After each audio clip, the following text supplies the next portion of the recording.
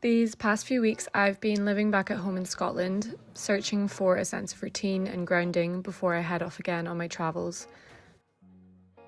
I wanted to capture some of these moments just to remind myself that this phase of life is just as important as the rest, and to find small pockets of joy in the little mundane moments.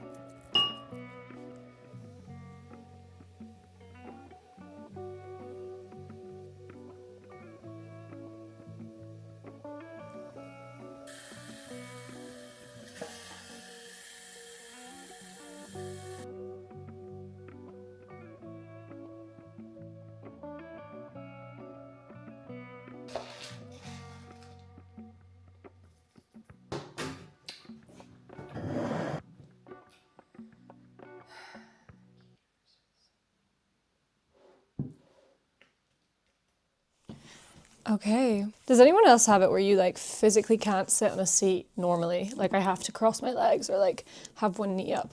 It's the yogi in me. I'm uncomfortable. Oh, okay. I finally did it. I invested in a camera. I've been using my iPhone for years now to make videos and stuff, but the camera lens on this went really weird and it started being shaky and I was like, you know what? I am not investing in a new iPhone camera. This costs enough as it is, and frankly, I would just rather invest in an actual proper camera. I have just gotten back from being in the west coast with my mum. We did a 24-hour round trip. It's a 2-hour drive from where I live and we're visiting family there. And it's funny because I do this trip once a year pretty much and have done since I was as long as I can remember. And I feel like every time I'm sat in the car doing the same 2-hour journey, I always have a different issue or something new that I'm ruminating over is plaguing my mind. And it's just funny to see the evolution of myself in these spaces. I feel like it's always your home or that place you come back to where you kind of reflect on the past versions of yourself. And it's every time I go to this town, I'm a completely different person and I don't know who I'll be next time I go, and I think there's some beauty in that. But I had a weird aha moment in the car today where I thought, I'm actually going to do this trip for the rest of my life. I'm going to do this car journey for the rest of my life because my whole family is from this small town, this coastal region in Scotland. They live in different towns, but we're all from there. And I need to almost make peace with it. I feel like there's a part of me that's always kind of resisted it and been I don't want to go back to this town and walk these same old streets again and again. I'm having this weird revelation at the moment where I'm reconciling with my roots almost. And I actually wrote a Substack article about this recently. I've just gotten into Substack. If you don't know what Substack is, it's basically a platform for writers. I've only done 2 posts and I've been absolutely loving it as well, by the way.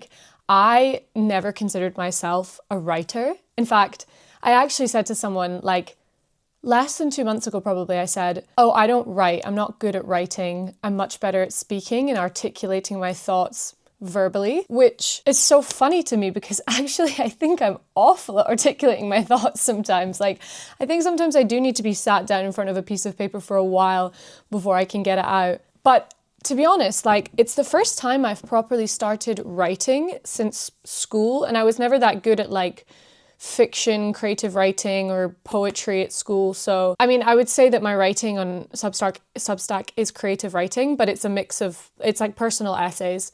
And I feel because of that at school, because I never got that high grades and stuff in my short stories or whatever, I just wrote it off as oh, I'm not good at writing.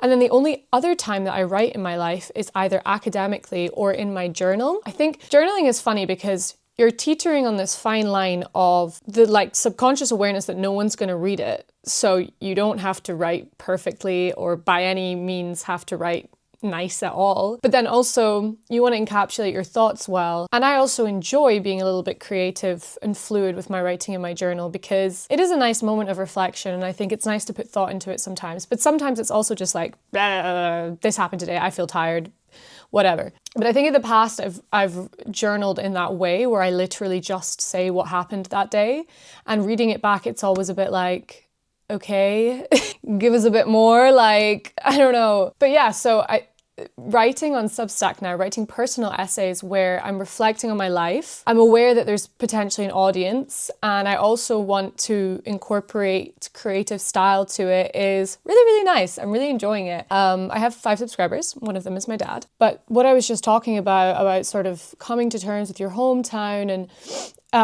it sort of inspired, this reflection I've been having inspired a piece that I wrote called The Homecoming, a piece on reconciling with your roots. It started off as a piece just about this idea of not resisting your home so much. You know, I'm a Sagittarius sun, I'm a traveler, I'm a nomad. I love discovering the world.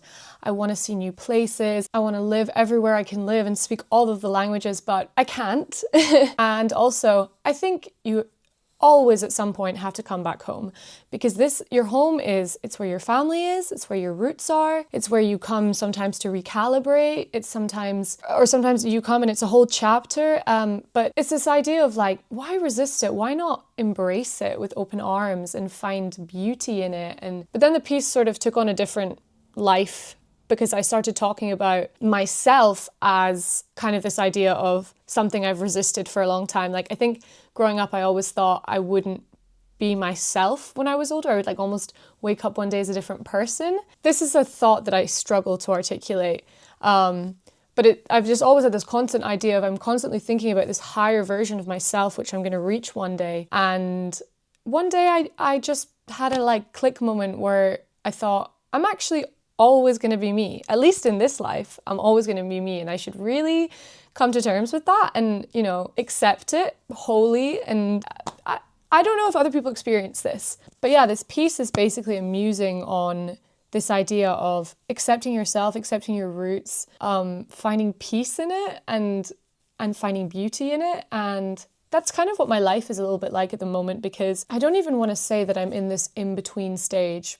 In my mind, I am. I've just moved home from Madrid and I'm about to go traveling to Indonesia, and I'm in this liminal space. But why does it always have to be liminal space? Why can it not just be a whole chapter in itself? Maybe a short one, but, you know, be where your feet are. It comes back to this idea of being present and living every day like it's your last. I actually wrote a little journal entry on this I think yesterday, yeah. I said, it's less than 2 weeks before I go traveling. I feel like I'm stuck in this liminal space where my only objective is to fill my time, moving, creating, existing, but it's futile and it's silly. When will I stop waiting and start living? When I get to the airport or when I land? And I'll probably be so deep into it when I'm there that I'll stop to look around and absorb the moment. I'm either dissolved in the moment or I'm waiting for it to happen. So I'm trying to shift my perspective. My friend Amanda told me about a joke she has with her friends when they're together. They stop and look around and say, is this the best day of my life? And I absolutely love it, because maybe today is. As humans, we love countdowns, but they inevitably set us up for failure when the anticipated moment passes. Every moment matters, and actually, sometimes the most mundane moments in my life are my favourite. I even feel like shy reading that aloud, because it's not like I just wrote. I didn't really think that much about what I was writing. I didn't edit it or anything. That's like my stream of consciousness. But it's true. It's really true. I'm like, I'm just waiting until I go to Indonesia, and I'm trying to find things to fill my time with at the moment. One of my friends said to me, I love it so much, I want to like tattoo it on my face. Is this the best day of my life? Maybe it is. You'll live the best day of your life at some point, and you won't know that you're living it. And in fact, you'll probably be thinking about something else you're going to do in a few months' time on that day. And it's just, I feel like all my contemplations always come back to the same principle of live in the present. But it's a hard thing to do. It is a hard thing to do. Anyways, I wanted this video to just be taking you along with me in my life at the moment. Like, what are the things I'm doing to keep myself grounded? At the moment, I'm really just creating and writing, making videos and preparing for my trip. I have some shit to do. Oh, I just saw angel numbers. I'm gonna make myself a matecito, and I'm going to do some, I think I'm going to work out and then I'm going to do some yoga. I always try and do some form of movement every day. Yoga is a non-negotiable. I will always do yoga, usually on top of something else, but if not, then just my yoga practice. I don't really like doing yoga and something else together. I find that's like a little bit too strenuous sometimes, but I might do it today because I'm feeling quite like restless. I practice mainly jivamukti yoga, which I discovered whilst I was living in Madrid.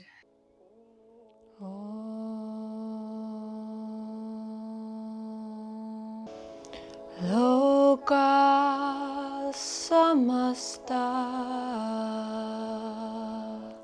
sukino bhavantu.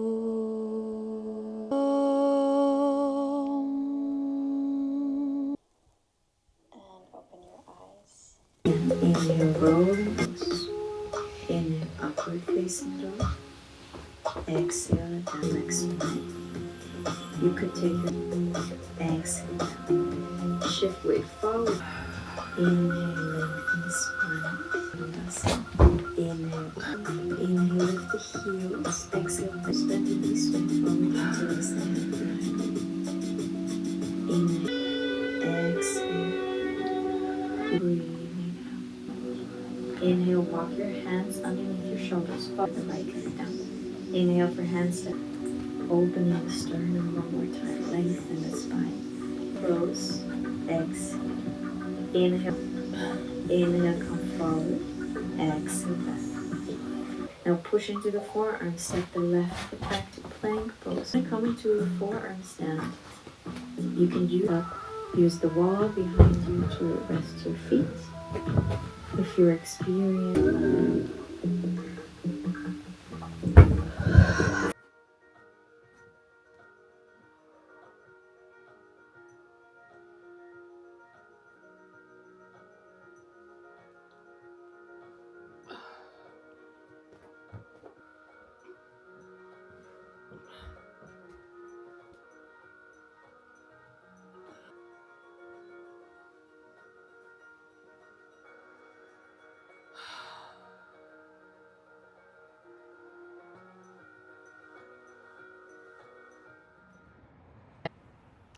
People always find it so crazy when I tell them that I often go wild swimming in Scotland. For me, it's one of the few ways I can return back to myself and wipe the slate clean if I'm having a bad day. I have the same with yoga, and I think it's really important to know what these practices are for yourself because they can be different for everyone. We are so accustomed to consuming other people's habits, routines, and practices online, and I think it's good to recognize that people don't work the same. What a 15k run does for one person, a simple dip in the ocean does for another.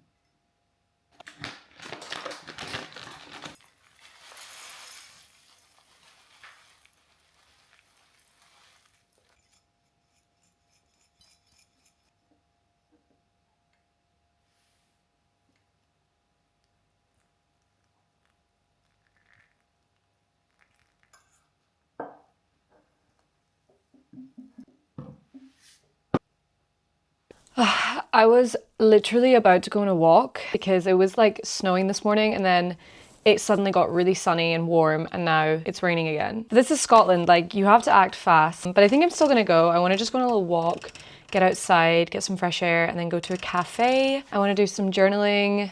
I would really like to do some reading as well. I picked up this new Kindle from like a secondhand shop the other day for £15, which is so good.